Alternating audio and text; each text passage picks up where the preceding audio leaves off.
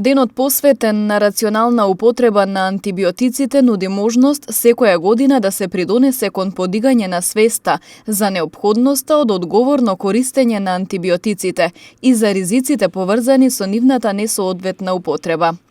Отпорноста кон антибиотици е растечка закана за глобалното здравје. Пандемијата на COVID-19, но и стравот кај граѓаните, драстично ја зголеми потрошувачката на антибиотици.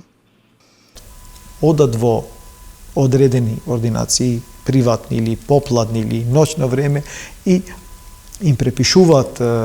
колегите антибиотици или самите инсистират, после доаѓаат некои и кај нас инсистират да им се препише одреден антибиотик само заради тоа дека се плашат за не дај Боже да им се случи нешто, без да ги имат потребните направени анализи, без да имат, ако е потребно, една графија да се види на плуќата, значи посегнуваат по антибиотиците и со самото тоа ја прават таа резистенција, која за жал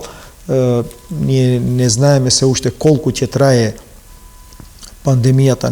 на COVID-19, да се надеваме дека тоа што поскоро ќе заврши, дека ќе излезе соодветната вакцина со која ќе стекнеме имунитет целото население, бидејќи ова се случува во целата земјина топка. Вирусот како вирус нормално дека ќе постои и понатаму, но ќе имаме еден стегнат имунитет, но проблемот е во тоа што пошто голем број на пациенти, на граѓани земале антибиотици и продолжуваат да земат на своја рака, дека ќе имаме после проблем со таа резистенција која ќе ни се појави од самите антибиотици, бидејќи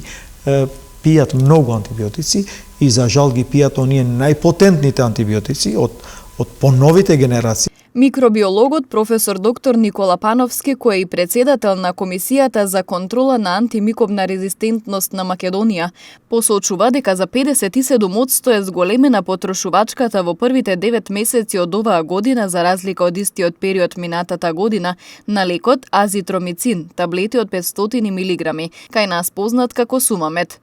Во истиот период се препишани 70.000 рецепти за овој лек, повеќе во споредба со 2019 година.